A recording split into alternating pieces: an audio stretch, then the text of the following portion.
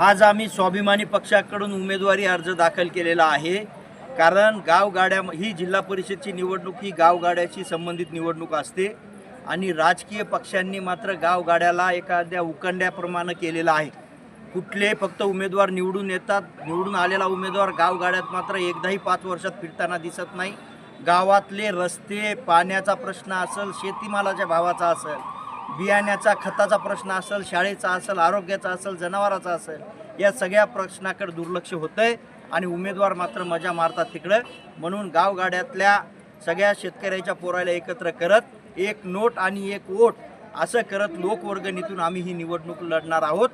आपल्या माध्यमातून सर्वांना विनंती आहे की आपण या एक नोट आणि या वोट या माध्यमातून निवडणूक लढणाऱ्या आमच्यासारख्या सामान्य शेतकऱ्याच्या पोराला आशीर्वाद रूपी सहकार्य करावं। धन्यवाद। कुठला गट आहे आणि कोण उमेदवार आहेत? वजूर गटामधून आम्ही निवडणूक लढत आहोत आणि ॲडव्होकेट रसिका किशोर ढगे या स्वाभिमानी पक्षाच्या उमेदवार आहेत।